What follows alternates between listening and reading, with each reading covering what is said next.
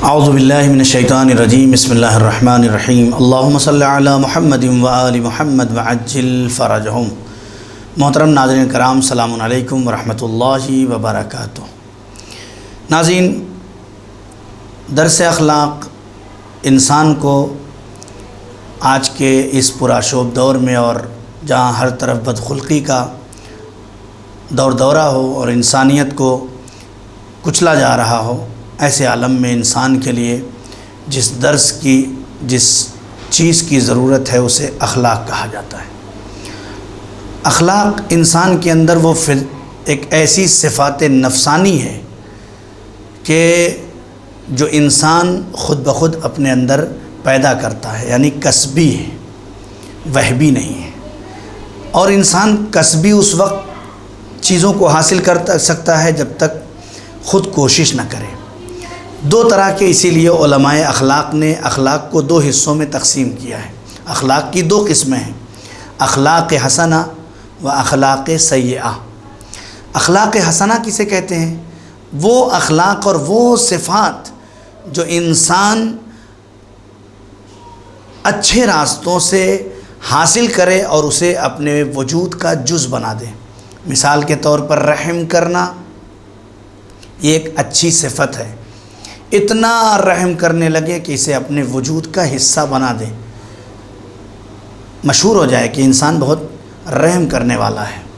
کھلانا، لوگوں کو کھانا کھلانا، اس کا اگر شوق پیدا ہو جاتا ہے انسان کو تو یہ ایک اچھی صفت ہے۔ اسی طرح سے صلہ رحم کرنا کسی کے اوپر، اسی طرح سے عیادت کرنا، اسی طرح سے اور بہت سارے کسی کی ضرورت کو پورا کرنا، یہ سب صفات حسنہ ہیں۔ انسان کے اندر اچھی صفات کا ہونا، کسی کی پریشانی کو دیکھ کر مچل جانا، یہ صفات حسنہ ہیں۔ یعنی انسان رہے، اسے کہتے ہیں اخلاق سے مزین ہونا۔ یعنی انسان کتنا بھی بلند کیوں نہ ہو جائے، اپنے آپ کو کتنا بھی عالم سمجھنے لگے، ڈاکٹر، انجینئر، کچھ بھی سمجھنے لگے، لیکن اگر اس کے اندر انسانیت نام کی چیز نہیں ہے تو سب بیکار ہے۔ لہٰذا اخلاق حسنہ اسے کہتے ہیں کہ انسان کسبی طور پر اپنے وجود میں اچھی صفات کو منتقل کرے اور لوگوں پر اس کا اظہار کرے، اسے کہتے ہیں اخلاق حسنہ۔ دوسری قسم ہے اخلاق سیئہ۔ حسن اخلاق نہیں بلکہ بدخلقی، جسے ہمارے ہاں کہا جاتا ہے۔ بدخلقی بہت ہی پست صفت کا نام ہے، یہ بھی انسان حاصل ہی کرتا ہے، ایسا نہیں ہے۔ مثلا جھوٹ بولنا، یہ بار بار جھوٹ بولتا ہے، بار بار جھوٹ بولتا ہے، بار بار جھوٹ بولتا ہے، اور اتنا جھوٹ بولتا ہے کہ اس کی صفت بن جاتی ہے۔ لوگ کہتے ہیں ارے وہ تو جھوٹا ہے۔ خدا نہ کرے کہ کوئی بری صفات ہمارے وجود میں ایسی منتقل ہو جائے کہ لوگ یہ کہنے لگیں یہ تو اسی صفت کا مالک ہے۔ اللہ نہ کرے ہمارے اندر اگر ایسی کبھی صفت کا اظہار ہو اور ہمیں لگے کہ ہمارے اندر ایسی صفت ہے تو انسان کو توبہ کرنا چاہیے، اور اس کے علاج کے لیے ایک کتاب ہے گناہان کبیرہ، اسے پڑھیے انشاءاللہ۔ اس میں ہر گناہ کا علاج ہے، یعنی اخلاقی برائیوں کا بھی علاج آیت اللہ دست غیب نے اپنی کتاب میں ذکر کیا ہے۔ کیا فرق ہوتا ہے ہم اچھے صفات کو اپنے اندر رکھیں یا برے صفات کو اپنے اندر رکھیں؟ کہتے ہیں فرق یہ ہے کہ اگر اچھے صفات آپ کے اندر وجود میں، آپ کے اچھے صفات ہوں گے تو آپ کی عمر میں اضافہ ہوگا، آپ کے رزق میں برکت ہوگی، آپ کے گھر کا ماحول خوشحال ہوگا، آپ کے لوگ ارد گرد رہنے والے لوگوں کے اندر جو ہے خوشحالی ہوگی، آپ کے پڑوسی، آپ کے سسٹم میں جتنے لوگ بھی ہوں گے سب کے اوپر آپ کے اچھے اخلاق کا ایک اثر مرتب ہوگا اور اسے آپ اپنی آنکھوں سے دیکھیں گے۔ اسی طرح سے بدخلقی اس کے برعکس ہے، آپ کے گھر کا ماحول خراب ہوگا، آپ کی ترقی میں رکاوٹ کا باعث ہوگا، آپ کے ذہنی تھکاوٹ کا سبب بنے گا، آپ کے رزق میں تنگی کا سبب بنتا ہے، آپ کی عمر میں کمی کا سبب بنتا ہے، آپ کے معاشرے میں لوگوں سے بائیکاٹ کا سبب بنتا ہے، آپ کی بدخلقی آپ کو لوگوں سے دور کر دیتی ہے۔ خود قرآن نبی کریم سے مخاطب ہوتا ہے تو کہتا ہے میرے نبی، اگر تمہارے لہجے میں خشن ہوتی، اگر تمہارے لہجے میں سختی ہوتی اور تمہاری گفتگو میں سختی ہوتی اور بدخلقی کا اظہار ہوتا تو لوگ تمہارے پاس سے دور ہو جاتے۔ یعنی میرا نبی ایسی خوبصورت انداز میں گفتگو کرتا تھا کہ جب کہیں بیٹھتا تھا تو تبسم کے موتی بھی کھیر دیتا تھا۔ لوگوں کے درمیان نبی بیٹھ کے باتیں کرتے تھے، ایسا لگتا تھا جیسے اپنوں میں سے کوئی ایک ہے، کوئی فرق نہیں ہوتا تھا۔ تو اس کے فائدے کیا ہیں؟ امام فرماتے ہیں، حضرت امام جعفر صادق علیہ السلام جب حسن خلق کی بات کرتے ہیں تو فرماتے ہیں البر و حسن الخلق یعمران الدیار و یزیدان فی الاعمار۔ حسن خلق اور نیکی کرنا یہ انسان کو شہروں کو آباد کرنے کا سبب بنتا ہے اور ان کی عمروں میں اضافے کا سبب بنتا ہے۔ تو کم سے کم دو چیزیں تو طے ہیں کہ اگر معاشرے میں ہمارے لوگ اچھا سوچنے لگیں دوسروں کے بارے میں، اخلاق سے پیش آنے لگیں، عزت کرنے لگیں ایک دوسرے کی، کسی کی برائی نہ کریں، وہ کسی کے بارے میں برا نہ سوچیں۔ خوش خلقی کا مطلب ہی یہی ہے کہ اپنے وجود کے اندر دوسروں کے بارے میں عزت پیدا کریں، اپنے احساسات میں مومنین کی عزت پیدا کریں۔ ہمارے یہاں یہ نہیں ہونا چاہیے کہ ہم اہانت کرنا شروع کر دیں کسی کی۔ سب سے بڑی انسان کی کمظرفی اور سب سے بڑی پستی انسان کی وہی ہے کہ جب انسان کے ذہن میں یہ بات آتی ہے کہ مجھے کسی کو ذلیل کرنا ہے، مجھے کسی کی توہین کرنا ہے۔ ہر گناہ کا بدلہ اللہ ہو سکتا ہے دنیا کے بعد دے، لیکن جن گناہوں کا بدلہ اس دنیا میں ملتا ہے ان میں سے ایک ہے مومن کی بے حرمتی، مومن کی بے عزتی، مومن کے لیے برا سوچنا۔ یہ سب سے بڑی گناہ، اور اس دنیا میں انسان اس کا بدلہ دیکھ کے جاتا ہے۔ اگر آپ نے کسی کی توہین کی ہے تو آپ کی جب تک دوسروں کے سامنے توہین نہیں ہو جائے گی، ممکن ہی نہیں ہے کہ آپ کی توہین نہ ہو۔ لہٰذا کوشش کریں کہ ہماری ذات سے کسی مومن کا دل نہ دکھے۔ ہم کسی کا اگر فائدہ نہیں پہنچا سکتے تو ہمیں کسی کا نقصان پہنچانے کا بھی حق نہیں حاصل ہے۔ اللہ نے ہمیں انسان بنایا ہے، انسان نام ہے ان سے یعنی محبت، آپس میں ایک دوسرے سے لگاؤ یا نسیان سے بنائے۔ بھول جانا، کسی نے اگر آپ کے ساتھ برائی کر دیا، اگر کسی نے آپ کے ساتھ دھوکہ کر دیا، اگر کسی نے آپ کے خلاف غیبت کی، آپ بھول جائیے، معاف کر دیجئے اس کو۔ یہ دو چیزیں انسان کے وجود میں اگر آ جائیں، لوگوں سے محبت کرنا اور پلٹ کے اگر کوئی غلطی کرتا ہے تو اسے معاف کر دینا، یہ اللہ کی نظر میں سب سے پسندیدہ عمل ہے جو اخلاقی اعتبار سے انسان کو منزل کمال تک پہنچاتی ہے۔ اسی کے برعکس اگر انسان بدخلقی کا اظہار کرتا ہے اور انسان کے اندر بری صفات پیدا ہو جاتی ہیں، اس کے وجود میں ہر وقت یہ رہتا ہے میں کسی کو لڑا دوں، میں کسی کو پھنسا دوں، میں کسی کو مار دوں، میں کسی کو ذلیل کر دوں، میں کسی کی توہین کر دوں، چھوٹی چھوٹی باتیں کسی کی پکڑ کے اسے توہین کرنا، یہ انسان کو ذلت و رسوائی کے دلدل میں لے کے تو جاتا ہے، انسان کو کمال اور سعادت نہیں حاصل ہوتی ہے۔ لہٰذا اگر ہم چاہتے ہیں کہ اللہ کی بارگاہ میں سرخرو ہوں، اپنے نبی کی بارگاہ میں خوشحال ہوں اور اپنے امام کی بارگاہ میں سرخرو ہوں، تو ضروری ہے کہ ہم اپنے فکر کو صحیح کریں، اپنے فکر میں مومنین کی عزت کو پیدا کرنے کی کوشش کریں، خوش بینی پیدا کریں اپنے اندر، یعنی لوگوں کے بارے میں اچھا سوچنا، یہ خود ایک بہت بڑی صفت ہے۔ اخلاقی صفات میں سے ایک صفت خوش بینی ہے، لوگوں کے بارے میں اچھا دیکھنا، اچھا سوچنا۔ ہماری مشکل یہ ہے کہ ہم اپنے گھر میں اپنے پاس رہنے والے رشتوں میں جب سوچتے ہیں تو ان میں بھی برا سوچتے ہیں۔ ہم اپنے گھر کے ماحول کے اندر بھی اگر سوچتے ہیں تو لوگوں کے بارے میں جب سوچتے ہیں تو برا سوچتے ہیں، جب تک کہ ہمارے دلوں کے اندر سے یہ خناس جو چھپا ہوا ہے، جو شیطانی وسوسے ڈالے جاتے ہیں، جب تک ہم یہ نہیں دور کریں گے ہمارے گھروں کا ماحول اچھا اور خوشحال نہیں ہو سکتا ہے۔ ہم سوچ سکتے ہیں، سوچنے پہ پہرا نہیں ہے، لیکن جیسے ہی شیطان شامل ہو جائے کہ اس کے بارے میں برا سوچنے لگے تو ہمیں وہیں اپنے فکر کو روکنا چاہیے۔ نہیں، اس کے بارے میں برا نہ سوچو، اس کے اندر کمی ہے تو اس کی اصلاح کرنے کی کوشش کرو۔ مثلا اگر گھر میں ایک گلاس ٹوٹ جائے تو اس کے لیے گھر کا بوال نہ کھڑا کر دیں کہ ارے فلاں نے گلاس توڑ دیا، ابھی نیا آیا تھا۔ نہیں، کوشش کرو کہ اگر ویسا ہی گلاس لا کے رکھ سکتے ہو تو رکھ دو، نہیں رکھ سکتے ہو تو اسے جھاڑو دے کے اٹھا کے پھینک دو۔ اور یہی صدا گھر میں ہونی چاہیے کہ گلاس ہی تو تھا، ٹوٹ گیا تو ٹوٹ گیا۔ اگر آپ نے یہ جملہ کہا تو کسی کا دل ٹوٹنے سے بچا لیں گے۔ گلاس تو ٹوٹ گیا، گلاس تو ٹوٹ گیا، گلاس کو ٹوٹ جانے سے پورے گھر میں ہنگامہ کر کے کسی کا دل توڑ دیں، یا ٹوٹے ہوئے گلاس کو جھاڑو دے کے پھینک کے کسی کا دل ٹوٹنے سے بچا لیں۔ یہ آپ کے ہاتھ میں ہے۔ تو بدبینی نہیں ہونی چاہیے، خوش بینی انسان کے اندر ہونی چاہیے۔ حضرت علی علیہ السلام خود فرماتے ہیں کہ انسان کے اندر جب جھوٹ، حسد، جلن اور بدبینی ہوتی ہے تو انسان سب سے زیادہ جس کی چیز کا مرتکب ہو جاتا ہے اسے کہتے ہیں اخلاقی برائی صفت میں سے کذب، جھوٹ۔ اس لیے کہ جب وہ برا سوچنے لگتا ہے تو پھر جھوٹ میں ملوث ہوتا چلا جاتا ہے۔ جب بولے گا کسی کے بارے میں جھوٹ بولے گا، جب کہے گا تو جھوٹ کہے گا، سوچے گا تو جھوٹی بات سوچے گا۔ مولا فرماتے من کذب سوء الظن بأخیہ کان عقل صحیح وقلب مستریح۔ امام علی علیہ السلام ایک اچھے انسان کے بارے میں بتاتے ہیں کہ سب سے بہتر انسان کون ہے، سب سے اچھا انسان کون ہے؟ تو امام فرماتے ہیں من کذب سوء الظن بأخیہ، جو بھی اپنے بھائی برادر مومن کے بارے میں سوء ظن آئے اور اسے جھٹلا دے۔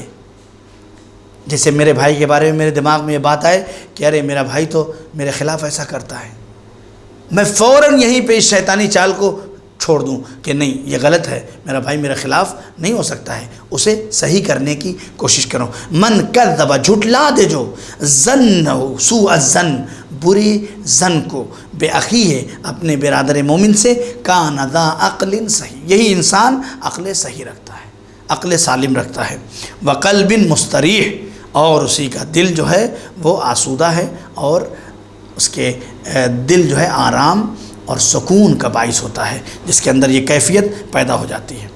اسی کے ساتھ ساتھ اگر دیکھیں آپ کہ حسن خلق انسان کو کس منزل تک پہنچاتی ہے اور برے اخلاق انسان کو کہاں تک پہنچا دیتی ہے، یہی چیزیں جب انسان کے اندر چھوٹی چھوٹی پیدا ہو جاتی ہیں تو خود قرآن کہتا ہے کہ ایحب احدکم ان یاکل لحم اخیہ میتا، کیا تم میں کوئی پسند کرے گا کہ وہ اپنے بھائی کا، مردار بھائی کا گوشت کھائے، مرے ہوئے بھائی کا جسم کا گوشت کھائے؟ پسند کرے گا کوئی؟ تو ہر عقل سلیم رکھنے والا انسان کہے گا نہیں، کوئی ایسا انسان نہیں ہے جو اپنے بھائی کا گوشت کھا سکے۔ تو پھر جب عقل یہ کہتی ہے کہ بھائی کا گوشت نہیں کھانا ہے تو پھر کسی مومن کی پیٹھ پیچھے برائی کرنا کیا ہے؟ یہ اپنے بھائی، مرے ہوئے بھائی کے گوشت کھانے کے برابر ہے۔ کسی مومن کے پیٹھ پیچھے توہین کرنا یہ کیا ہے؟ مرے ہوئے بھائی کے گوشت کھانے کے برابر ہے۔ جیسے ہی دل میں یہ بات پیدا ہو کہ مجھے کسی کی برائی کرنا ہے، روکو اسے، وہی کانا ذا عقل صحیح، یہی انسان عقل صحیح ہے، روکو اسے، اپنے نفس کو، کہ بھائی کسی کی برائی کر کے کچھ فائدہ نہیں ہے، ہمیں رک جانا ہے یہاں پہ۔ لہٰذا یہ انسان اگر اپنے اندر کوشش کرے تو ہو سکتا ہے۔ امام خود فرماتے ہیں، امام محمد باقر علیہ السلام سے پوچھا گیا کہ مسلمان کون ہے، مومن کون ہے؟ تو امام نے فرمایا المسلم من سلم المسلمون من لسانہ و یدہ، مسلم وہ ہے کہ جس کے ہاتھ اور زبان سے مسلمان محفوظ ہوں۔ اللہ اکبر، وہ مسلمان ہے۔ مسلمان وہی شخص ہے کہ جس کی زبان سے اور جس کے ہاتھ سے لوگ محفوظ ہوں۔ یعنی انسان اگر مسلمان ہے تو اپنے ہاتھ کو پاکیزہ رکھے اور اپنی زبان کو پاکیزہ رکھے، یعنی ہاتھ سے کسی کے بارے میں غلط نہ کرے اور زبان سے کسی کے بارے میں غلط نہ بولے۔ یہ بہت بڑا کمال ہے انسان کے لیے کہ انسان اپنے ہاتھ کو پاکیزہ اور اپنی زبان کو پاکیزہ رکھ لے۔ آپ دیکھیں یہ زبان جس میں صرف گوشت ہی گوشت ہے، لیکن اسی زبان کے روایت میں ہے کہ سب سے زیادہ جہنم میں جانے والے افراد وہ ہوں گے جو اس زبان کی وجہ سے جہنم میں جائیں گے۔ کیوں؟ اس لیے کہ یہی زبان ہے جو کسی کی غیبت کرتی ہے، کسی کی توہین کرتی ہے، کسی کو ذلیل کرتی ہے۔ انسان اسی سے روک لے اپنے آپ کو، یہ اس دنیا میں بھی خوشحال رہے گا، اس دنیا میں بھی خوشحال ہو جائے گا۔ اسی طرح سے اگر آپ اور آگے بڑھے، جو ائمہ کی احادیث ہے، امام فرماتے ہیں کہ انسان اگر اپنے وجود کے اندر دیکھے تو خود بخود اس کو احساس ہو جائے گا کہ کچھ لوگ ایک دوسرے کے کینے کی بنیاد پہ، حسد کی بنیاد پہ، جلن کی بنیاد پہ کمی نکالتے ہیں۔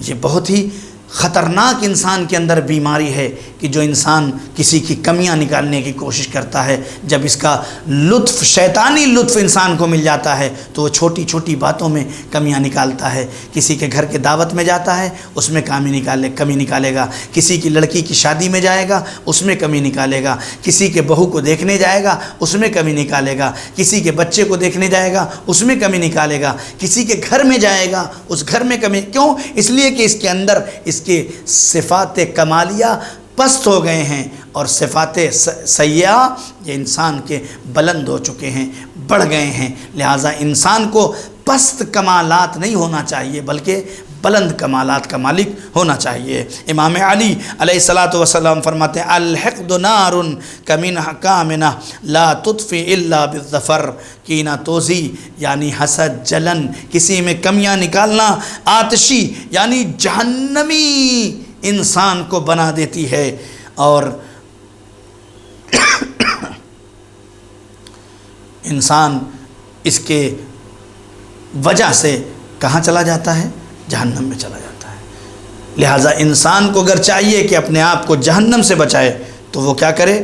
اپنے اندر لوگوں کے بارے میں خوشبینی کا نظر رکھے، کمیاں نکالنے کے بجائے اچھائیوں کی طرف توجہ کرے۔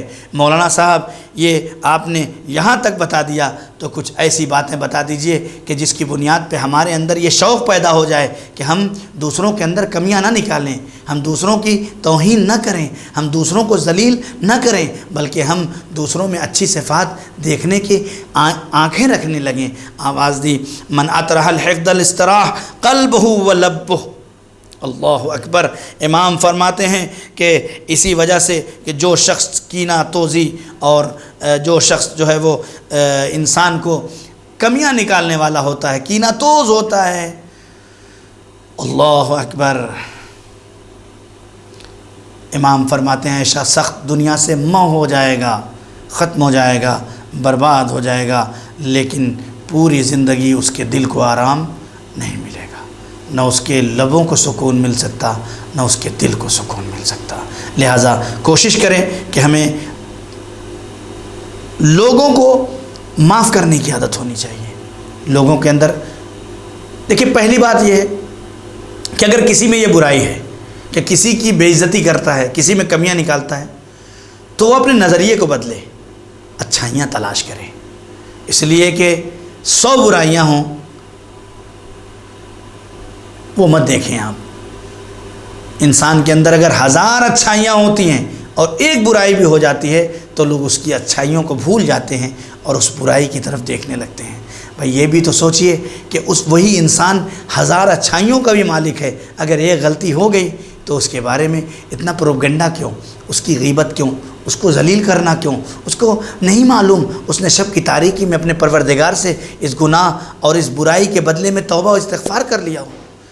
آپ کون ہوتے ہیں اسے بدنام کرنے والے؟ بلکہ اگر آپ روایات میں دیکھیں تو صحیح مومن، حقیقی مومن اور سچے مومن کی پہچان امام محمد باقر علیہ الصلاۃ والسلام سے جب پوچھا گیا کہ سچے مومن کی علامت کیا ہے، تو بہت ساری علامتوں میں سے ایک علامت یہ بتائی امام نے کہ یہ اگر سچا مومن وہی ہے، صحیح مومن وہی ہے کہ جو کسی مومن کے 50 گناہان کبیرہ کو جانتا ہو لیکن اس کے باوجود بھی وہ اسے چھپا لیتا ہو، اسے ظاہر نہ کرتا ہو، لوگوں میں ذلیل نہ کرتا ہو۔ کیا فائدہ ہوا اس کا؟ اس کا فائدہ یہ ہے آج آپ کسی کی گناہ کو، غلطی کو، کسی کی مشکلات کو چھپائیں گے تو خداوند عالم آپ کی گناہوں کو چھپا لے گا، آپ کو ذلیل ہونے سے بچا لے گا، آپ کو پست ہونے سے بچا لے گا، آپ کی توہین ہونے سے بچا لے گا۔ لہٰذا ہماری ذمہ داری یہ ہے کہ جس طرح سے امام صادق علیہ الصلاۃ والسلام فرماتے ہیں العفو عند القدرہ من سنن المرسلین والمتقین، جب قدرت ہو انسان کے پاس اور ایسے حالت میں اسے معاف کر دے تو یہ سنت ہے مرسلین کی اور متقین کی، اللہ کے بھیجے ہوئے بندوں کی اور تقوی میں ڈوبے ہوئے انسانوں کی۔ جب کمزور ہیں اور کسی کو معاف کیا تو کیا معاف کیا؟ معاف کرنا تو تب ہے جب قدرت بھی رکھتے ہوں، طاقت بھی رکھتے ہوں، لیکن اس کے باوجود گلے سے لگا کہہ دیں کہ انت حر فی الدنیا والآخرہ، تم اس دنیا میں بھی کامیاب ہو، اس دنیا میں بھی کامیاب ہو۔ یہ ائمہ کی سیرت ہے کہ ہم دوسروں کو بخشنے کی عادت ڈالیں، دوسروں کی توہین کرنے کی عادت نہ ڈالیں۔ والسلام علیکم ورحمۃ اللہ وبرکاتہ۔